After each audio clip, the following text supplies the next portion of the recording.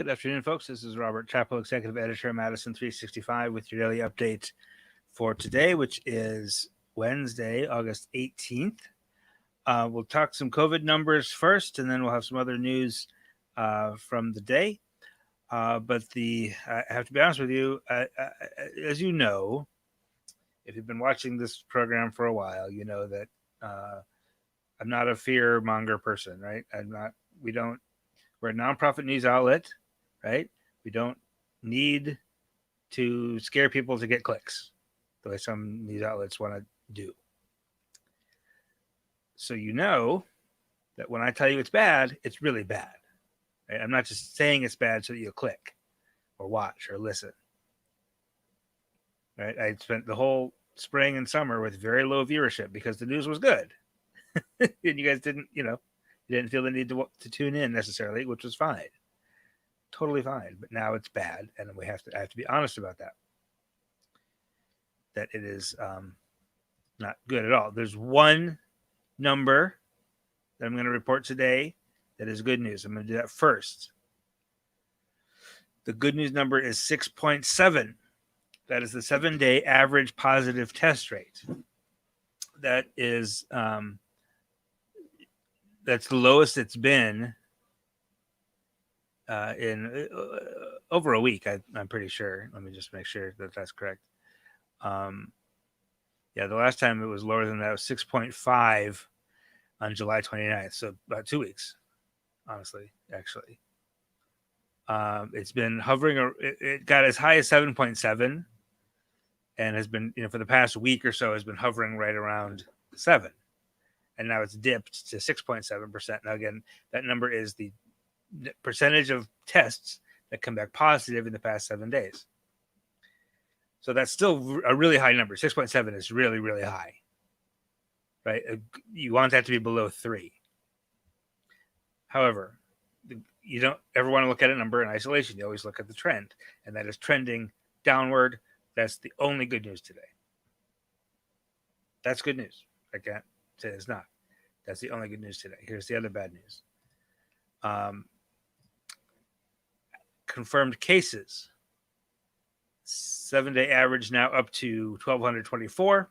That's because today we have 1,403 new cases. That's a lot. It's a lot compared to where we should be, where we were just a month ago, right? Back in late June, early July, we thought it was kind of bad that we were in the 70s. Right now we're at 1,403.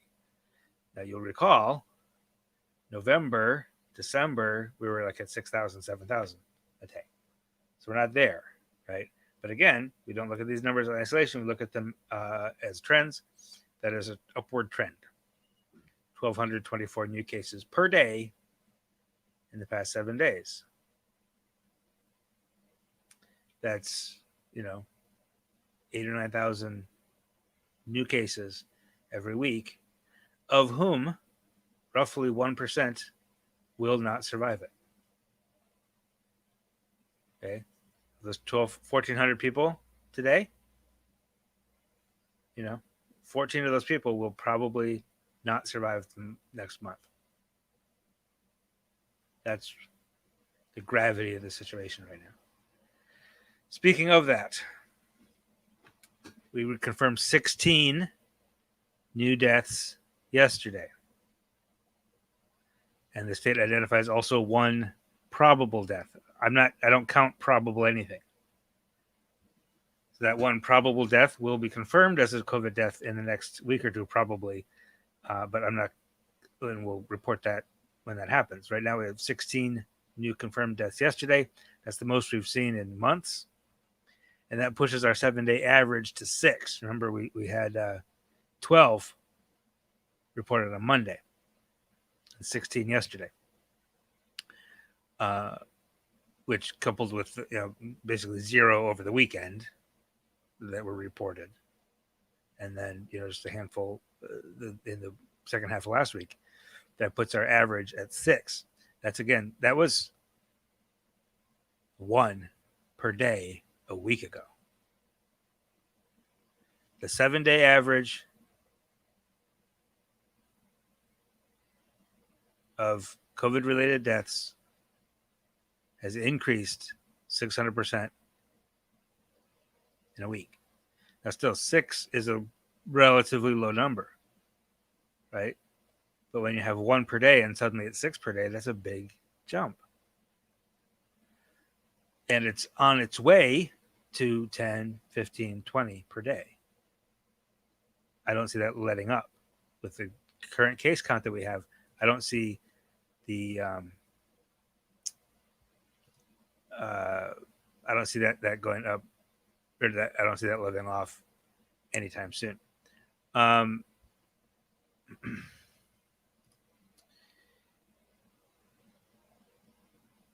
This is an excellent question. Dolores asks the next question: where are the most cases? Where the most cases are is not as relevant as how many is where are the most cases per 100,000 residents. Because it's not just the pure number of cases, right? If you say where are the most cases, it's going to be Milwaukee County because that's where the most people are. 100 cases in Milwaukee County is not the same as 100 cases in Pepin County. Okay.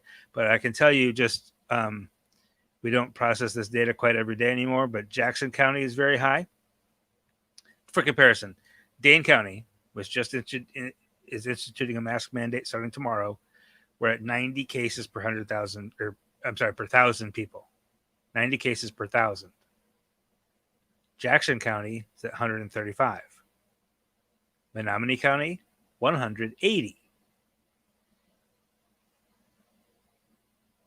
Milwaukee County, 120. So if you're asking where's worst, it's worst in the Northwest, Juneau County, Jackson County, Trempealeau County, sort of Central West, I should say. And Northeast is not great either. 124 in Oconto County, 180 in Menominee County, as I mentioned. The area that's sort of the best is South Central. Dane County, Greene County is at 98, Lafayette County 96, Iowa County 92, Grant County 99. Those are kind of the lowest numbers. And then way north central, Bayfield, Ashland are doing okay also. Bayfield County is at 80.5, Ashland County 83.5. So I hope that helps. I hope that answers the question a little bit. That it's basically, it's pretty evenly spread, honestly. Sort of the northern half of the state has a little bit worse than the southern half. Dodge County is not great either, though. That's kind of south central, 141 in Dodge County. So it's an excellent question, Doris, and I hope that helps a little bit. The other problem we have here is hospitalizations. Okay. We are now over 700. Our number of people who are currently hospitalized went up by 44 in the last 24 hours. So we are now at 727. That's 44 more than yesterday. That's 160 more than a week ago. Right? When you're going up by triple digits every week, that's a sharp increase. Furthermore, the ICU population is also high. It's at 221 right now. It's actually one lower. That actually went down by 1 since yesterday. Which ICU beds going down is not always a good deal because often that means somebody died. Okay, but it is up 60 in the past week, which is a 37% increase in the past 1 week in intensive care units across the state. Pretty much the statewide capacity is still pretty okay, right? And ICUs are getting to be a little bit stretched. You got about the ICUs across the state are about 91% full. Just under 9% of those are available. Intermediate care beds are also in very short supply. Across the state, only about 3.5% of those are available. The negative flow isolation rooms, however, which is often what they end up using for COVID patients, or the super sanitized, they're It's only 70% full. Okay, so there's in the negative flow isolation type of hospital room, the capacity is okay. The immediate care and the ICUs where things are really, really tight. So we'll keep an eye on that. It's not going well right now. The single best thing you can do is get vaccinated if you're not yet. We're hearing a lot of folks who are just waiting for that FDA approval, okay, or who just kind of haven't gotten around to it yet, or can't take a day off of work. We got to find a way, folks. We have to find a way. And here's what I'm going to tell you anecdotally. This isn't really anecdotal, but Dane County, we're seeing a big surge in cases, right? We're, like I said, 89 cases per 1,000 people. We're like 90 cases per day, new cases per day.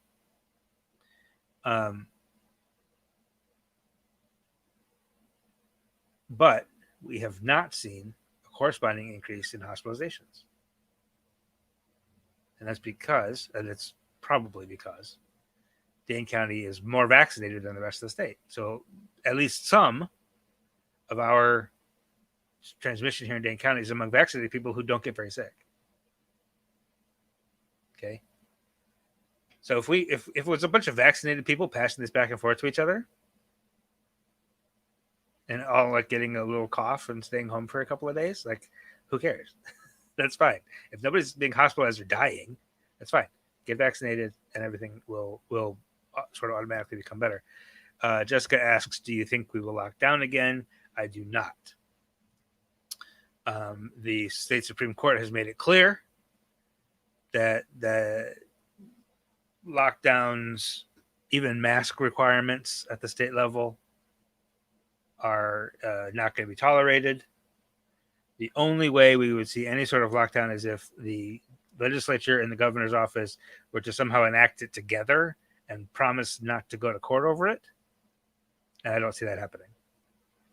And at this point, I'm not sure that a lockdown is the best, is even necessary, to be honest. I think we have, as a society, I say that with a big grain of salt. Okay, first, I think as a community, as a society, we've kind of learned to live with this. We've learned to put masks on. We've learned to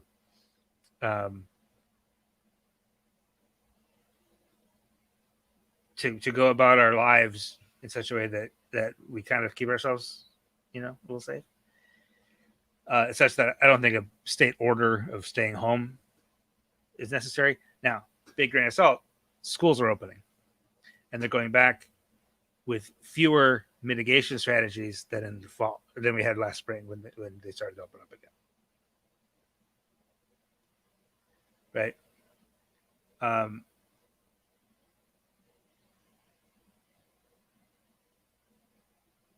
Yeah, Jessica. Yeah, everybody, look at this. Is too much to read here, but look at Jessica's comment there. That's absolutely 100%. That's I think a reason. I don't think anybody has any tolerance for another lockdown for the reasons you say. And I don't think it's going to happen. But I think we've all figured out how to do this. So those of us who can stay home do stay home. Those of us who can't don't. And we put our masks on, and the biggest thing is to get vaccinated. I think all the energy that would go into fighting over a lockdown is much better spent on trying to get folks vaccinated. Right. Mary asks, is Alliant likely to open again for testing? No, I've asked that of PHMDC. No, it is not going to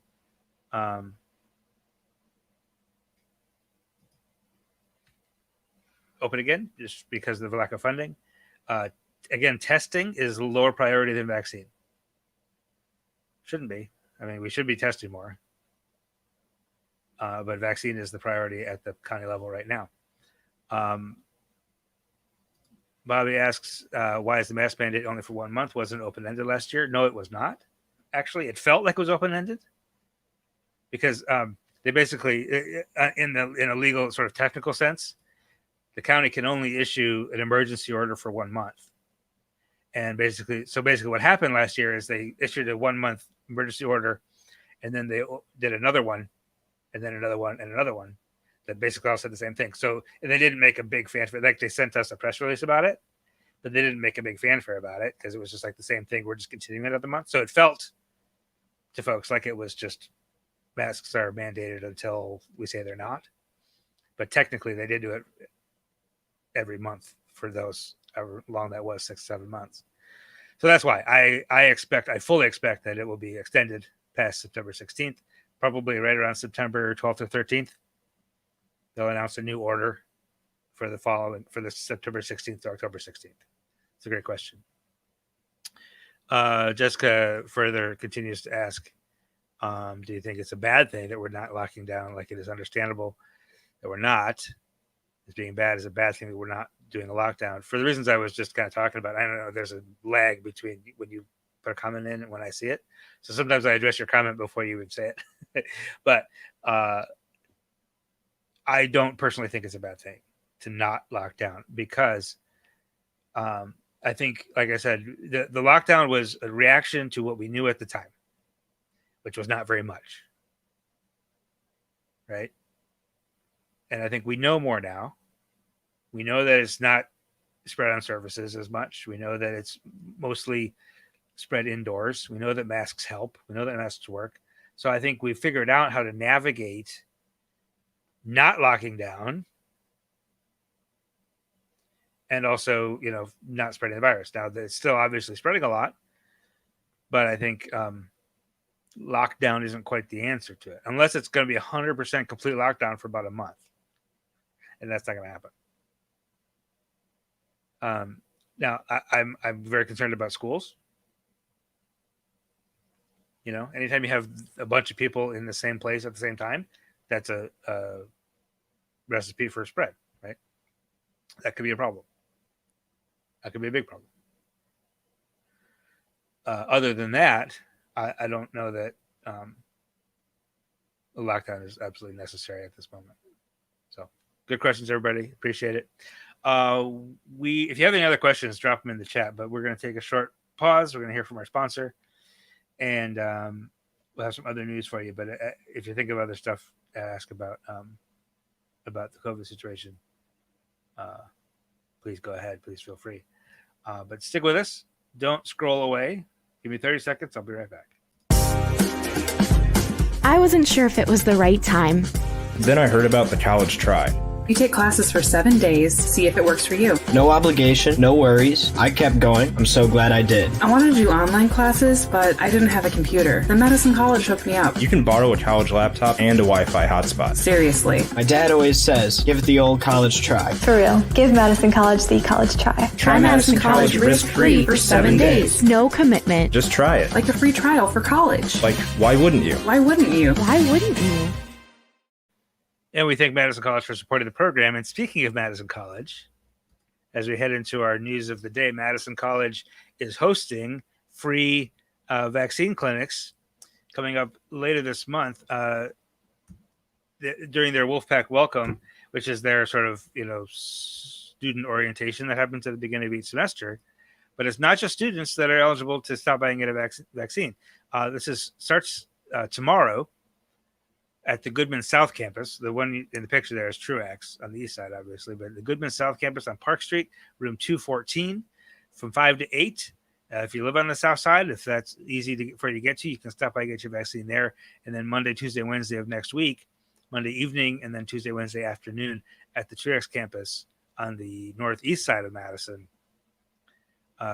Anybody who, and again, this is not just students, this is anybody who wants a vaccine. Stop by and get one for free. No appointment necessary. Also in the news today, this past weekend, End Time Ministries International, the church on Madison's west side, held a big block party for the kids, and they gave out 900 backpacks fully stocked for the kids. The most they've ever done before this is 50. This is something they've done a couple of times over the past few years. But they bought 1,300 backpacks. They gave away 900. They got some really good financial support. So they've got a few left. They've got a couple hundred left, in fact. So that story is on the website right now, Madison365.org. If you want to, if you need a backpack for your kids, or if you want to help support that effort. And last thing today, Warner Park will host a Just Dane drive-in movie event on Saturday. I want to make sure that I get this date right. Hold on a second. Sorry. I should have more notes in front of me. August 28th. Yep, not this Saturday, but next Saturday, August 28th. But you have to get your tickets by Friday of this week. Tickets are $35. They include a movie, a drive-in movie, where you drive in and just park your car in the outfield there. And it's a great, obviously a COVID-friendly event. And it is, you get barbecue or pulled pork or jackfruit, and a nice dinner, barbecue, and movie, and a family-friendly event. And all the proceeds go to Just Dane, which does a lot of work with folks who are incarcerated and who are reentering following incarceration, including helping with their kids and reentering, getting jobs and stuff like that. So that is, again, tickets need to be purchased by Friday of this week. That story is on Madison365.org as well. Excuse me.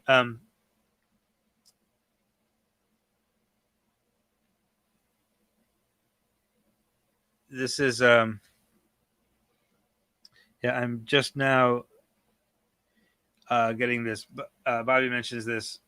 Spoke with 2 UW seniors last weekend who I think there's a lot of this. There's a lot of this. People like you think this huge of an event in our society, in our global society, people pay more attention, but they don't.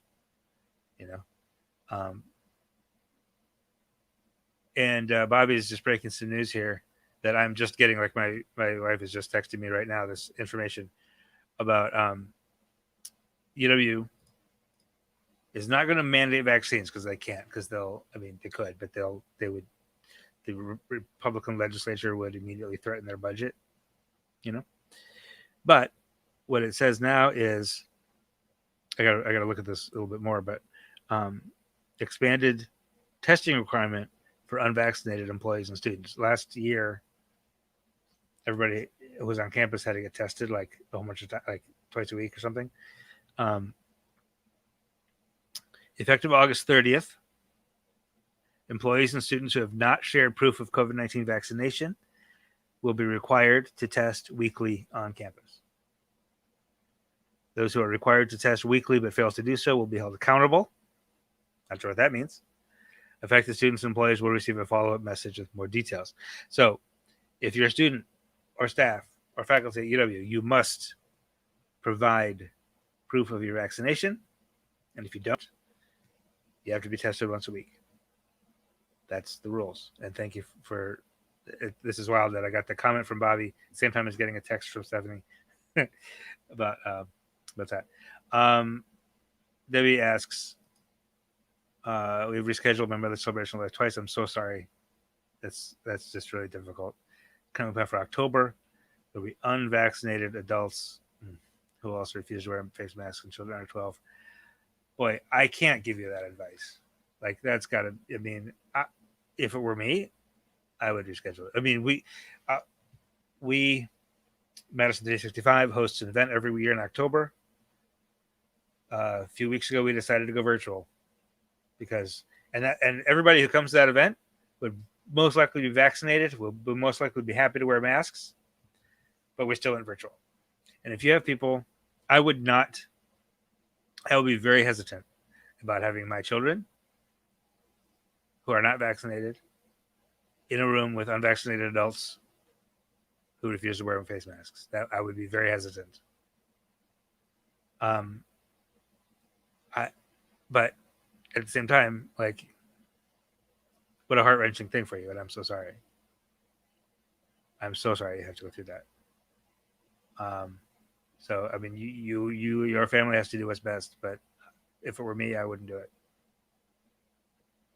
I don't know. I don't know if there's any possibility to require masks or something like that, but who knows? I wish I could be more definitive and tell you what to do. but I'm just not in that position. I don't know your family. I don't, but again, if it was me, I'm fully vaccinated. My wife is fully vaccinated, but our kids are not. And I wouldn't go somewhere where I knew there were a bunch of people unvaccinated with no masks on, because then I could possibly, even vaccinated, I could bring the thing back to my kids. I just wouldn't do it. But that's me. All right. That is what I have for you today. I really appreciate you, and I really appreciate these really thoughtful questions. Somebody posted on Facebook yesterday that they love our audience, because I hear from, I have friends in the journalism world across the country who constantly complain about Facebook comments, right?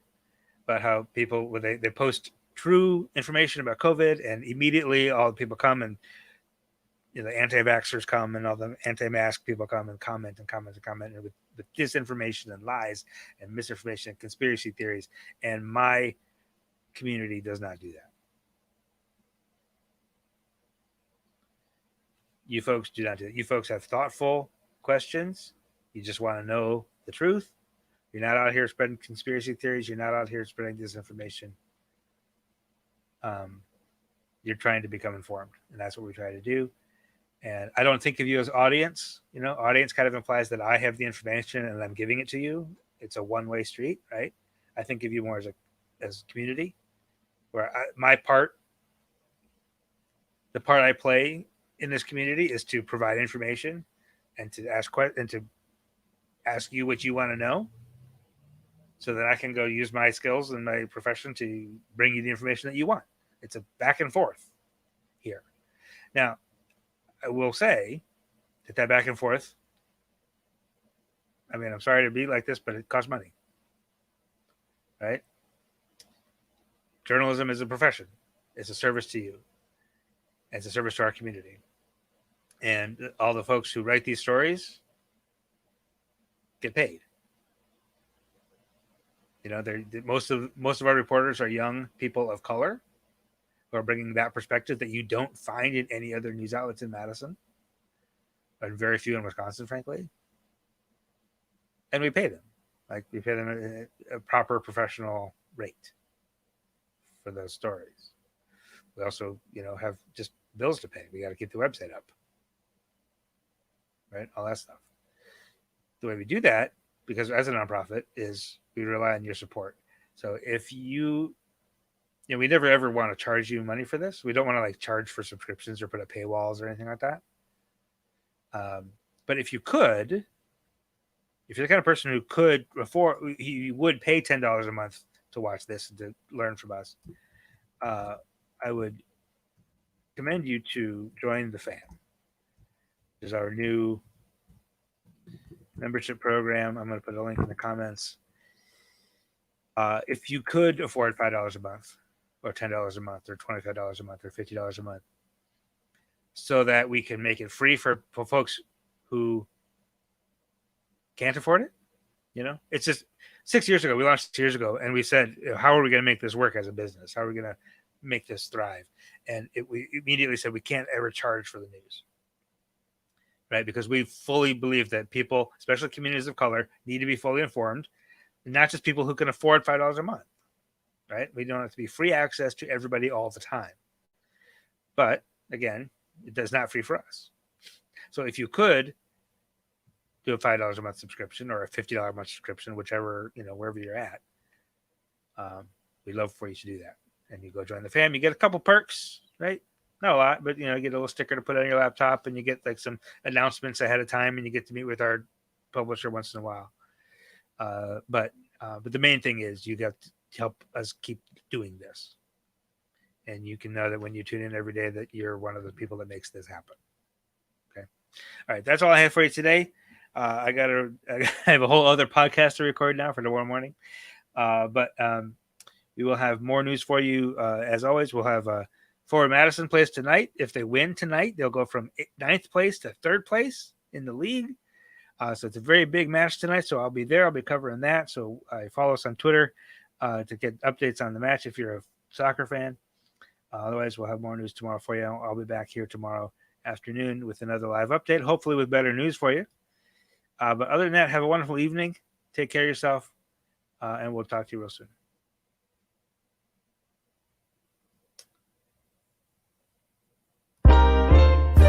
This is 365 Media.